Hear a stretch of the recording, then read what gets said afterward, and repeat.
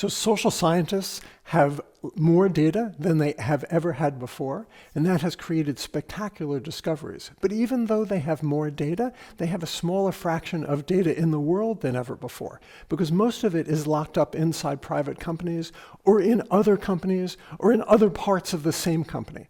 We have to find a way to liberate it, or we're not really doing our job as social scientists. So today, I'm going to provide some ways of trying to do this by attempting to solve some political problems of data sharing technologically. Most of the problems in the world are actually political. We can solve some of them with technology, and that's what we're going to work on today. So it's classic differential privacy in some ways, but that's only a part of the story. There's a few other steps that we really have to take. So this is the paper I'm going to talk about today, Statistically Valid Inferences from Privacy Protected Data. This is with my two awesome graduate students, Georgie and Meg. You can see them here. And with Aberdeep, who you may know. Meg is taking a leave as a graduate student. She's Joe Biden's chief data scientist at the moment. So let's get started here. An outline is I'm first going to talk about several problems that we're going to solve technologically, political problems that we'll solve technologically. Then we'll talk about differential privacy and inferential validity. Inferential validity is the piece that is missing, I think, from the classic differential privacy literature. It's absolutely essential for us to make any progress in the social sciences using differentially private data. It's the only way a statistician could analyze data like that with any sort of self-respect. And so I think we need to add that to the differential privacy literature. I'll explain. Then we'll introduce an algorithm for how to do this in a very generic way for all types of different statistical methods in an unbiased way with proper uncertainty estimates. And finally, we'll give you some simulations to show how it works in practice. So I thought I'd start by explaining how I came to this field. So I came here by trying to make data at Facebook available to researchers to create some public good. It is a way of taking this political problem of making data available, or social problem, and trying to solve it via technological means. And the technology in this case was constitutional design. I'm a political scientist. So I was out at Facebook trying to persuade them to make data available. And it was one of the many trips I've made, not particularly successful. I was in my hotel room packing, and I get an email, and the email says, "Hey, what do we do about this?" And this was Cambridge Analytica. It was literally like right when I was there, this disaster happened. So in other words, this was the worst time lobby event pretty much in the history of the world. So I packed, I went home, fine. I'd made lots of other trips also.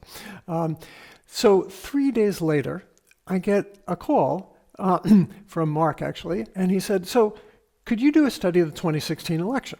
And I said, "Oh, yeah, I'd love to do a study of the 2016 election. That would be really terrific. What do I need to do that?" And then I thought about it and I realized I'd love to do this, but I need two things, and you're only going to give me one thing. So let's see whether we can figure this out. The first thing I need is complete access to the data and the people and the processes and the platform so I can do the study. You give all employees this, so I would need this also.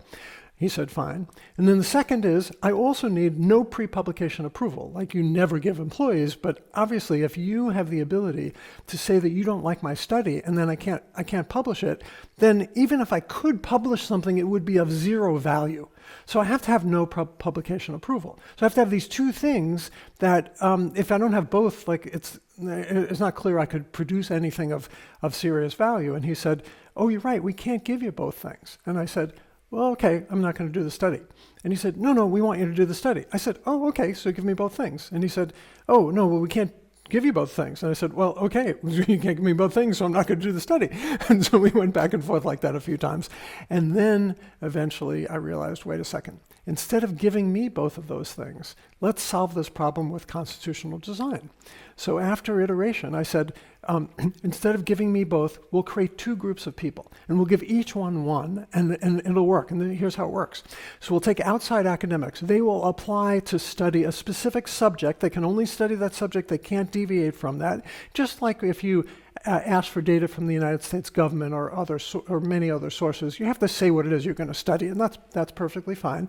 But who gets to decide? Not Facebook, not us academics, but a trusted third party, a group of senior distinguished academics who form a commission at a little group which I created called, with Nate personally, called Social Science One. It's now within Harvard. The commission, the people on the commission, the academics, basically take one for the team. They sign NDAs. They agree not to ever publish anything on the basis of the data. They choose data sets. They make final decisions on any proposals that come from academics, and they can report publicly if Facebook reneges on its promises. So that's the deal, and that actually worked. And so the problem was solved. No balancing of different needs. This technology, constitutional design, solved this particular problem. There were legal agreements, there were announcements, there was funding from outside organizations, so nobody had to take money from Facebook. There were 30 plus people assigned inside Facebook, and now actually quite a lot more. Done. Everything was great. There's only just one issue. And the one little issue was Facebook's implementation plan. After Mark Zuckerberg announced before the United States Congress when he was testifying that we were going to do this, Facebook's implementation plan was illegal. We couldn't do it. And so now we had a new problem. And the new problem was, how do you share data without it leaving Facebook? So the data that was promised to give to academics, we weren't allowed to. Facebook was not allowed to do what it promised to do. It was not allowed to just hand it over to academics, no matter how trusted they were. So what we had to do was find a way of sharing without it leaving Facebook. And how do you share it without there being any possibility of violating individual privacy?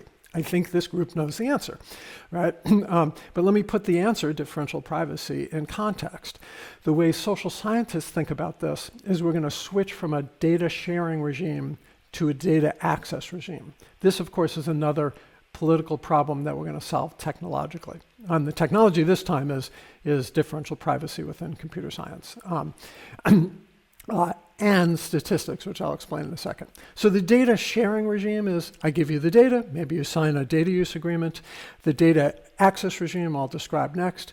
The data sharing regime has been going on for a very long time, but it is failing. It's failing because of increasing public concerns with privacy.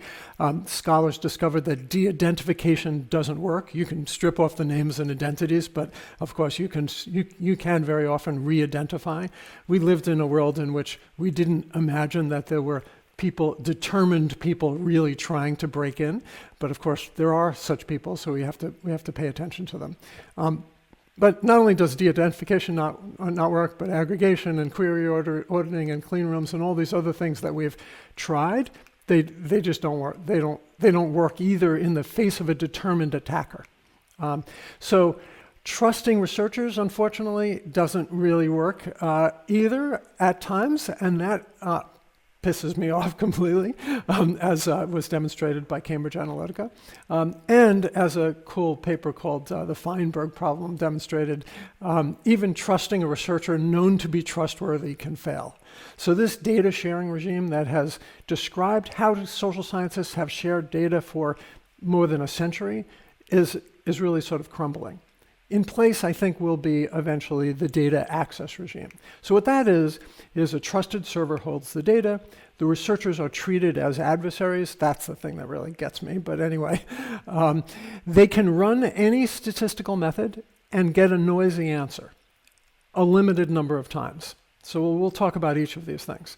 The goal, not necessarily, it's not automatic, but the goal is to make it impossible to violate individual privacy, but possible to discover population level patterns. And since we're social scientists and we don't care about anybody, we only care about everybody, this would satisfy us, and it seems like it would work. And roughly speaking, that's the definition of differential privacy.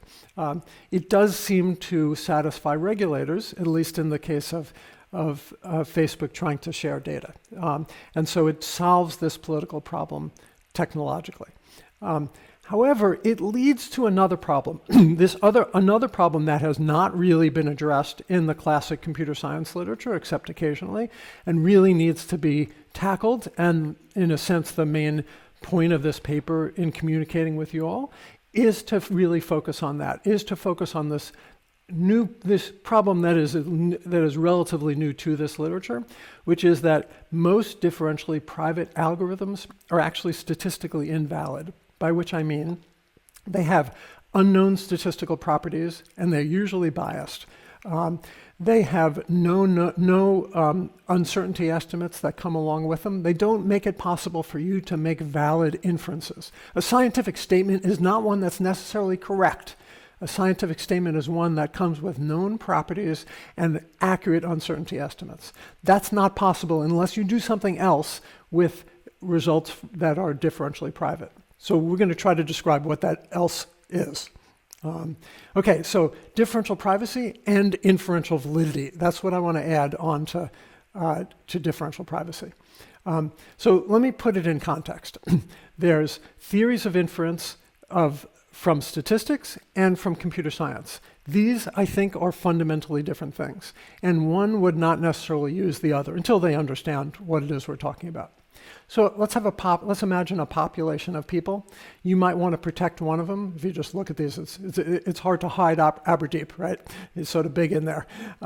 So let's imagine there's a population. Let's imagine the average income of the entire population is $48,000, which is about the mean income in the U.S. That's the quantity of interest. That's the thing we care about in this little hypothetical example. So the mean income. We then take a sample, a random sample or some type of sample, but we know the process by which we do the sample. That's the key. And some of the people we actually collect data from, and the rest we don't. So we have an X for the ones we don't. And then we get this column of numbers. These we don't know because we didn't sample them, but all the others we actually get to know their income. And then this is the mean of the income of all the people in our sample. A fundamental point from the perspective of statistics is that number is just irrelevant. We do not care about it in and of itself. We only care about it to the extent that it is relevant for making an inference about the population. So for statistics, we do inference. Inference is using facts you have to learn about facts you don't have. We have to identify the facts we don't have. That's the first column. And we have some facts we do have. The facts we do have may have relatively little to do with the facts we don't have. That's a problem that should generate more uncertainty and reflect in our uncertainty estimates. Okay, that's statistical inference. So what do we do with computer science? The way computer scientists tend to think about this in most cases, many cases, is there's a database. Database is that third column there. And you make a query and you get back a result. That's basically what you do. And when you design algorithms and do all that other stuff, you have a database, you make a query, you get an answer. That's not completely true. There are some good exceptions. If you're making a prediction, then you're actually making an inference to facts you don't have. And if you're doing classification, you often are trying to figure out something that you don't have. But for the most part, you make a query and you get back the results. Okay, now let's add privacy. Suppose that database is private. Well, if it's private, it gets embarrassed and it turns red. Okay, so that's a pre-programmed joke. In any event, that's now the database. We can't see the database. So what do? Well, we make it private. So we add noise and censoring in the differentially private way. And then we have another column of data. So this is one way of doing differential privacy, just for illustration, is basically to operate on the data and produce another data set. So here's the other data set. It has another number. This number, of course, this mean income, is of course of no direct relevance at all. It may be of indirect relevance if it helps us get back to here. But that's basically the story. So this is basically the query response theory of inference. You get back to the database, which is now secret, right, because it's private. You don't get back here. So from a statistical point of view, that's not sufficient. I mean, it's a good first step, but it's not sufficient. So how do we make it sufficient? And what is it that we're after? That's what we're after. What we're after is how you get from the data you're allowed to see to the quantity of interest. We have no particular interest in what is in our database. We have an interest in what's in the population. Note that I have the whole title of the paper here. And that, of course, is the main issue. What we want to do is add to differential privacy to take differentially private results, differentially private data, or in this paper, differentially private analytical results, and make an inference back to the population. So that's the main thing that we're going to do. And if we do that, I think then differential privacy will be of interest to social scientists. It will be of interest to behavioral scientists. It will be of interest to pretty much anyone analyzing the data to try to get a valid statistical result. Okay, so differential privacy and its inferential challenges. So estimators in classical statistics is you take some statistic, which is a function of the data, and apply it to the data set. So S of D is a simple summary. In differential privacy, as you're familiar, there's a mechanism, so M of S and D. And the key thing is that it's a statistic, but where you mess with the statistic. You add some noise and you add some censoring. Both are usually added, at least noise. Both are essential components of ensuring privacy, and both are fundamental problems for statistical inference. Even noise does not come out in the wash. Censoring certainly doesn't. It depends on when you use it, and you really need to pay attention to it and fix the problems of statistical inference. What I did here is simplify the math as much as possible to convey what I'm doing. I understand that you all will get the math in the more complicated way, but I'm trying to get through the main point here, or convey the main point here. So the differential privacy standard is the following in the simplest case for a relatively private example. So if we have a data set D with your data in it and a data set D prime without your data in it, then the probability of getting any particular results ought to be about the same whether or not you give me your data. And about the same here for small epsilon is the ratio of these two, with and without your data, is within epsilon a small value of 1. And as long as epsilon's small, this actually holds. Okay, and that's true for D and D prime, with your data, without your data, and any statistical result M. However, just to be clear, these probabilities here apply with respect to the mechanism. They apply with respect to the additional noise added due to differential privacy. There's no statistical sampling here from a population. This is privacy with respect to the database.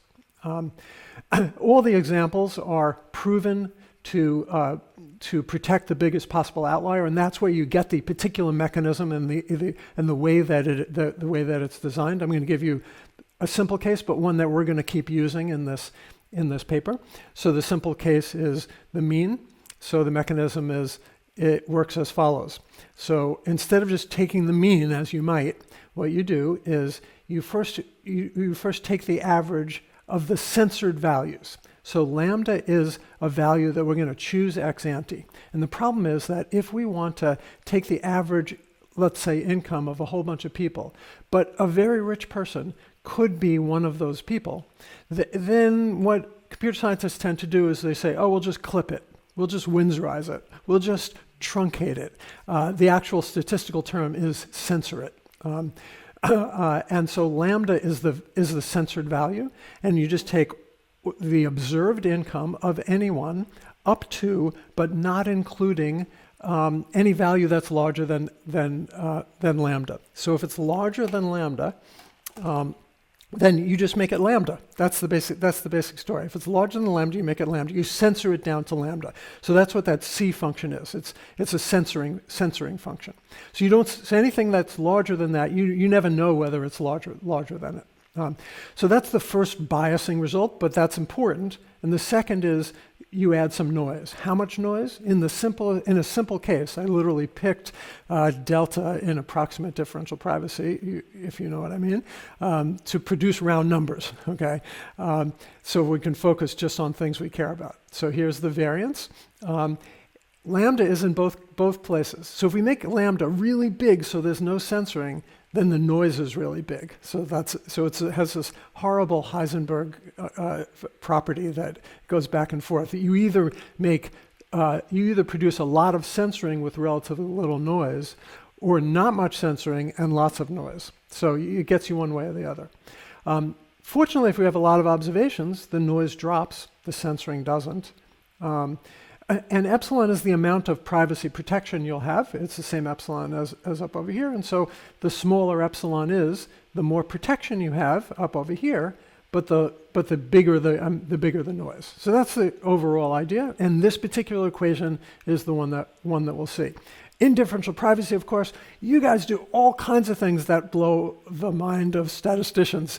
You clip the gradients. Oh my gosh, what is the statistical consequences of that? Now, I realize that that's done in forecasting to sort of regularize the results in a sort of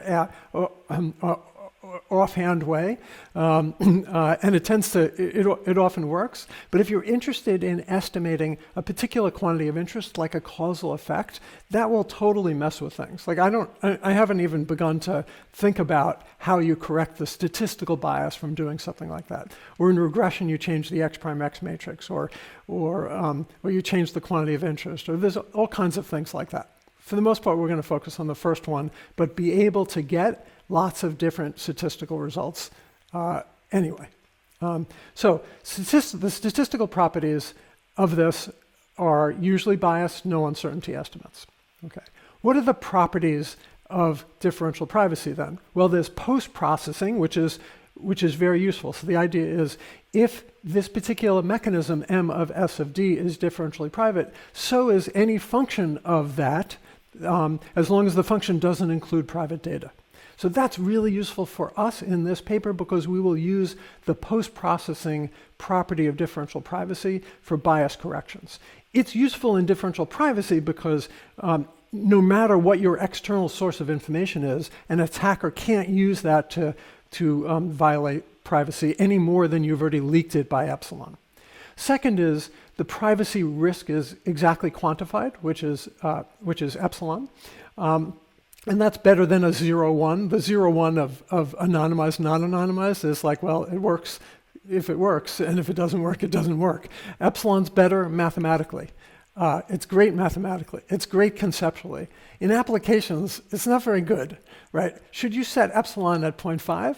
Well, if you do, probably you won't have any results that you'll be able to use, so you probably have to set it larger. What value should you set it larger? In practice, people tend to set it to 1 or 5 or 7 or something like that. That's probably helpful. It's definitely helpful because if you take a data set, which is like a rectangular data set, and you add some amount of random noise to it, you're providing some privacy. But exactly how much privacy? Well, if epsilon is 7, then or 5 or whatever it is, and those are the kinds of numbers that are used in real applications, then what is it exactly that we're doing? It's the wonderful mathematical statement of privacy risk being quantified. It doesn't really work in applications. So that's one of the things I hope you all will work on. It's not one of the things we worked on. A consequence of that is that the real privacy loss is much, much less in almost all cases than the maximum privacy loss. And differential privacy, of course, is defined as the biggest outlier. So you set that bound described in my previous slide based upon the worst possible outlier. You're protecting the person with the most income if you're calculating income. This is, of course, exactly right for the worst case scenario, but it's unhelpful in practice because in practice, the amount of privacy that you're actually going to leak is way less than the bound. And so that's why epsilon gets set to larger values than would be reasonable just from a mathematical point of view. So there's a slippage here between what we know we can do mathematically and what we really want to allow in applications. And it would be great to figure out some way around that. I don't think that we know how to do it, but it would be really valuable. In some sense, nobody really follows differential privacy in practice, but that's a bit of an exaggeration. In Facebook, we actually did make a very large data set differentially private. In fact, it has 17 trillion cell values. And we did make that available to people. There's reasonable values of epsilon, I convinced myself.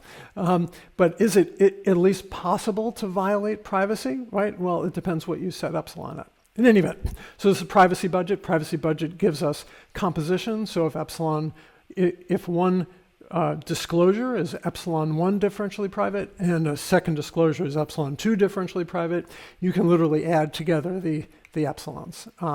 That can limit the maximum risk across analyses and researchers, which is really terrific. When the budget is used, however, right, because you should set a maximum budget that can be used across all your queries ex ante. Once it's used up, that's it. You can't ever run another analysis again, ever, unless it's a function of the previous analysis, in which case you're doing post-processing. That is just a property of differential privacy, but it completely changes statistical best practices. So we have to pay attention to the people that we're serving, right? So when we do differential privacy, we're doing it for a reason. We're doing it to give results and analytical techniques to a group of people that it's going to completely change what they do. And we have to really recognize that. Without differential privacy, best statistical practice is to balance different worries, two different worries. One is basically p-hacking. You worry about yourself or other researchers, and you worry about them tweaking the model and overfitting and trying to do things either in an illegitimate way or a legitimate way where you're just fooled by your own favored hypotheses by tweaking, there's many models you could choose to run, and if you choose one that is that you've just worked too hard to get, then basically you've proven for sure that it is possible to get a result consistent with your hypothesis rather than that the hypothesis is actually true. So that's p-hacking, and that's one thing that we actually worry about. And the second is threats to inference. So these are, instead of the researcher or yourself fooling you, this is the data fooling you. So you worry about measurement error and missing data and omitted variable bias and all kinds of things that we try to deal with. When we, in normal statistical analysis, when we worry about p-hacking, we do pre-registration, for example. We tie the researcher's hands, who has to say, these are the things that I'm going to study, these are the analyses I'm going to run before you collect the data. Clinical trials are now required, pretty much, to do pre-registration. And that's because a pharmaceutical company could, of course, run 30 trials and only make the one public that is significant. They go make a lot of money, but we all have to take the medicine that doesn't actually work. The way I like to think about avoiding p-hacking is what the folks that run the Mars lander program do. If you create the Mars lander program, you got one shot for your lander anyway, and you send it off, you don't get to p-hack after the fact, right? You think really hard ahead of time. If you're doing pre-registration on a clinical trial, you think really hard ahead of time. These are very expensive trials in both of these cases. So that's how you deal with p-hacking. You tie your hands. Threats to inference, how do we deal with that? With diagnostics and exploration and serendipitous findings and things like that. Observational data, this is how we're taught to analyze observational data, to run as many diagnostics as you can, to carefully look at the observable implications of your hypotheses and other hypotheses and try many different analytical techniques. With differential privacy, it completely changes the world. Right? P-hacking, very interestingly, is pretty much done away with, because there's some very nice results that show that because you can't go and look at any particular datum very well because it gets fuzzy as you get closer to it, overfitting pretty much goes away completely. And p-hacking, at least as defined, mostly goes away, which is really pretty great. Okay. However, surveys or observational data of any sort have to be treated like the Mars Lambda program, right? And so when you have data which you are taught as a social scientist to analyze in many ways as you can, to do visualizations, to do all kinds of descriptive statistics and exploratory data analysis, when you do that, you can't do that anymore. You now have to go back and imagine you're running a very expensive clinical trial and tie your hands. Your hands are tied in differential privacy by that privacy budget, by that maximum privacy budget. And so this completely changes things for empirical researchers, and we have to pay attention to the consequences for them. We certainly can't make them do this and then also give them statistical procedures that produce bias with no uncertainty estimates. Okay. So now I want to introduce a general purpose, statistically valid differentially private algorithm. So not just a differentially private algorithm, but statistically valid. It's general purpose. By general purpose, I mean you can run a very large array of statistical methods and get back unbiased results with proper uncertainty estimates. Okay. So a differentially private estimator. This is first by analogy, and then with some math.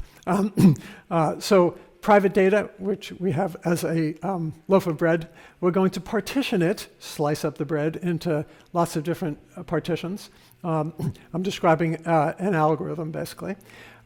Each of the partitions, then we're going to run an analysis of. But when we run the analysis on a subset of data, some statistics, like the variance, say, or count of the number of observations, will reflect the fact that we use the partition. So we have to sort of scale it back up. We can scale each one back up by hand, or in a relatively automated way, we could use the bag of little bootstraps, which is a statistical procedure that enables you to have a subset of data, but make an inference as if you had all of the data. So that's a nice little thing in there. You can use it or not use it. It's not necessary to our algorithm. Then we have an estimator, which is the thing that we would like to make out of the data. So I'm calling it a sandwich. If you have some statistics background, a sandwich estimator is really a nice inside joke. Okay. Then any sandwich that's larger, or a result of the estimator that's larger than a certain value, we're going to censor, right? It's going to be bigger than lambda, so we're going to censor it. So that's what the half sandwiches are conveying. Then we're going to average them together. And unfortunately, when we average them together, instead of getting the average of the estimators, we're going to get the average of the censored estimators, which is not right? It's biased. It's not the thing that we want. By the way, these are all red, consistent with the red that I used in the joke earlier, because we can't see any of them. We're not allowed to see any of them because we have to do two things to make it differentially private. We have to censor, and then we also have to add some noise. Once we add noise and we censor, then we're allowed to see it, and this turns blue. So this is the thing, we don't really want this, but it doesn't have noise yet, so we can't see it. Now we can see it, but we've taken the thing that we don't care about because it's censored, and we've added noise to it. And so that's illustrated by a hot dog, which I don't like very much. In any event, we're then going to take that differentially private algorithm, and we're going to bias correct it back to our nice sandwich, and we're going to add a variance correction. Okay, so let me just do the same thing again, but with some math. So I put a little d up here on the bread. Then I'm going to put d1 through d5 on the partition. I'm going to get rid of the bag of little bootstraps. It's not particularly essential at the moment. And then I'm going to have an estimator. An estimator could be any function of the data, the result of which I'm going to call theta hat 1, theta hat 2, through theta hat 5. We typically might have a larger number of partitions. Then we're going to censor it, and we're going to average, and we're going to add noise. So that all goes in the same equation. This is the same equation I showed you before, with one exception. Instead of taking the average of n observations, now we're taking the average of p partitions. So there's p here instead of n. So that's unfortunate, right? So we're losing something. What we lose is that this is a smaller number, and therefore it scales the noise down less than if we had n. The advantage of this is that this can be pretty much any statistical estimator. So all kinds of, it could be a causal effect, it could be a logit coefficient, it could be the probability of someone winning the election, it could be the probability of getting larger than a certain number of votes.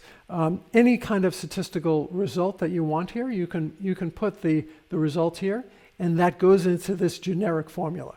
So the generic formula works just as before. We take the average of these points, but each one is censored by lambda. So lambda is an ex-ante choice we have to make. And it's this balancing problem, right? If we balance it by censoring too much, we get too much bias here. If we censor it too little, then we don't get bias here, but we add too much noise here. But this is the thing that produces a differentially private outcome here. Okay, so this is the generic algorithm. But I now need to show you how to bias correct it, right? So that's the formula, same formula, but now we're going to bias correct it. So how is this going to work? So for starters, let's begin with the distribution of the estimators across partitions. So this is there were 5 partitions in the previous slide. They're going to be normally distributed by the central limit theorem. So that pretty much works. This is not mathematically assured, but it is, as n gets larger, it's essentially assured. So this is a pretty safe statistical assumption that these are normally distributed, almost regardless of the original choice of the statistical estimator. So for any statistical technique, the averages here will be normal. Okay, so this is these are uncensored. This is before the censoring happens, before this C function with lambda happens. Okay, our goal is the mean of these. So if we could, we would just take each of the partition estimates and average them up. Okay. However, there's censoring. So here's what the censoring distribution looks like. Anything larger than lambda gets censored, and it gets piled up on top of here. So the censoring distribution, the distribution of the censored values, is this spike in addition to the orange distribution. So that's basically what the censored distribution looks like. We don't get to see the blue distribution. We get to see some of the orange distribution. Okay, so I'm going to label. The area under the curve here, which is the censored region. Of course, in the paper and in general, we would censor at lambda and minus lambda, so there would be double censoring. That just makes it more complicated. And along with the theory of my talk, I'm going to give the simplest possible mathematical case I can. But as long as it's conveying the main points. So we care about theta. This is the mean of the orange distribution. It moves over to the left as we censor away these people and move them to the left. Okay. So let me add one more equation, which is what is this thing? Well, this thing is a weighted average of the truncated distribution. I don't have the math here for that, but this is a function of all the other math on the page. It's the distribution of the orange truncated piece. So in statistics, truncation is when you lop off a piece of the distribution and throw it away, and censoring is when you lop off a piece of the distribution and pile it up like this orange distribution is here. So this theta C is a weighted average of the truncated distribution and the lambda. So that's what it is. And the weights, of course, are a function of how much has been censored, which is alpha. All right, so what do we have here? Turns out we have 2 equations. We have one equation here, which is basically just the integral in the area under the curve here. And we have a second equation here. So we have 2 equations, but unfortunately we have 4 unknowns, right? And the 4 unknowns are theta, which is what we care about. That's our goal, right? And we also have sigma squared. And we also have alpha, which is here, and it's the weights over here. And we have this thing, which is the mean of the wrong distribution, which we're going to get, but we don't want, or we'll have a noisy estimate of it. Okay, so what do? We have 4 unknowns and 2 equations. Well, we'll disclose this piece, and you see I put an X over here also while I disclose this. So I disclose this. Disclose means release a noisy version of, differentially private version of, and I have a DP there to convey that it's differentially private. And then I'm also going to cross out a second one here, and also disclose alpha, and it's the same alpha as over here, and the same alpha as over here. So now I have 2 equations and 2 unknowns, and so I can bias correct. So our bias correction is simply a deterministic calculation given all this information. So we have 2 disclosures, which is theta hat dp and alpha hat dp, and we have the thing we really care about, which is theta and also sigma squared. So you put in the differentially private results, you get out an unbiased estimate of the quantity of interest. That's the thing we want, and we want an unbiased estimate of the quantity of interest. All right, so that's not sufficient in an unbiased estimate. We also, in statistics, have to have a variance estimate. All right, so what's the variance estimate going to look like? Well, the variance estimate, unfortunately, in the usual way, would be we would just disclose the variance, because we can calculate the variance and then release the differentially private version of it, because the variance itself is an estimator, right? And we just release it. But it turns out it's not useful, right? And we even have the bag of little bootstraps in there that will make it easy to calculate. It's not useful because the differentially private version of the variance of theta hat isn't relevant because we don't have theta hat, and therefore we don't care about its variance. What we have is theta hat dp. We need to figure out the variance of theta hat dp. How are we going to get that? Okay. So what we're going to do is we're going to do it by simulation. In the social sciences, this is known as the clarify procedures after some software I came up with 20 years ago, actually. But it's relatively straightforward. What you do is assume that these 2 things that we've estimated are normal. Same central limit theorem assumptions will apply. All of the parameters of the normal distribution we proved are functions of the disclosed parameters, the 2 disclosed parameters. In fact, there's more when there's censoring on both sides, but it's a function of the disclosed parameters. We then bias correct the simulated parameters. So we take a random draw from this bivariate normal distribution, in general, multivariate normal distribution, put them into our bias correction procedures, which I described on the previous page, and then out comes the thing that we really care about, our approximately unbiased estimate of the quantity of interest, whatever it was, that is differentially private, and we also get a variance there. And then what's our standard error of this thing? Well, we just do this whole thing a lot of times. We get lots of simulations of our quantity of interest, and we take the standard deviation of it across simulations, and that's our estimate of the standard error. The results, the bias correction, is really great. Normally, if you bias correct in statistics, you improve bias, but you make the variance worse. There's usually a bias-variance trade-off. But in this case, we make the bias much lower. So this input parameter has lots of bias, but after we correct it with a tilde on it, it's approximately unbiased. But also the variance is lower, which is really great. So the variance is lower and the bias is lower. So there isn't really a trade-off. So now let's give you a feel for how the algorithm works in practice. The way we're going to do this is we're going to create some simulations, and we create a world and we draw data from that world where we know the values of the parameters. We've done this in so many ways. I'm not even going to tell you the details of how this particular way was set up, but it was just some logic coefficients. In any event, here's some of the results. The vertical axis is the amount of bias, the difference from a particular estimator and the truth, because we know what the truth is. And the horizontal axis is the amount of censoring, depending upon what your choice of lambda was. So if you choose lambda to be smaller, so there's more censoring, there's less noise, but there's more censoring, there's more bias. And so basically as you go along the horizontal axis here, the area to the right of the orange graph that I had shown you with the distribution becomes bigger, there's more censoring, and of course there would be more bias. If that's not clear enough, something that became perfectly clear with me is we once asked our department administrator in the government department at Harvard, how long do graduate students take to graduate? And so, not being a data analyst, she went back 10 years. She took the class of people that started 10 years before, and she measured for each person how long they took, and she took an average of them. And I said, hey, what'd you do with the people that were still in graduate school 10 years later? And she said, oh, I just counted them as at 10 years. Oh, well, that's exactly censoring, right? It is not false, right? It's just extremely optimistic that the people who've been there 10 years are going to graduate that day.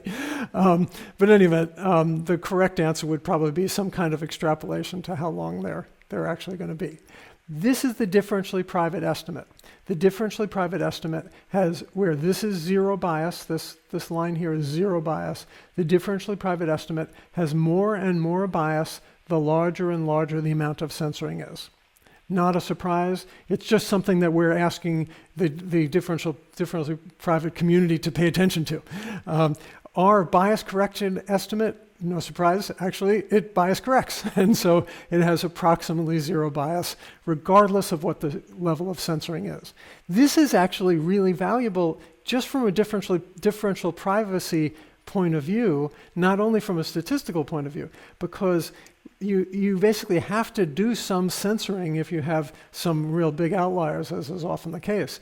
And what this shows is that we can correct for some of the mechanisms that you're some of the tricks you're using to make things private, we can actually correct for those statistically. And so normally you want to choose lambda so you don't censor too much. But now actually, we would like there to be censoring because we can correct for it quite effectively.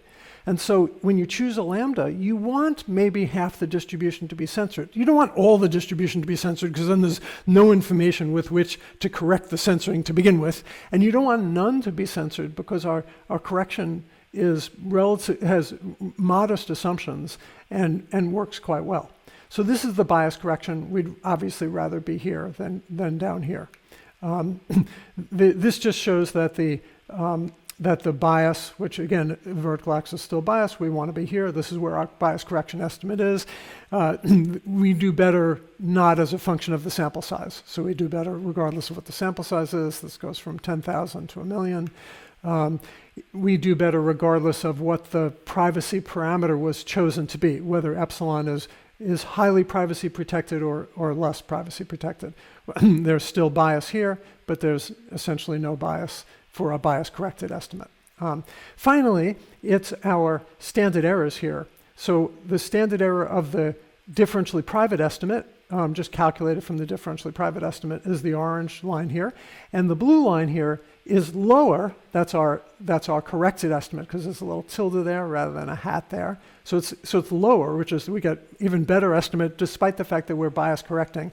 And then you notice, if you look a little more closely, there's actually two lines here. One is the estimate and the other is the truth, because we can estimate the standard deviation across simulations, so we know what the actual truth is.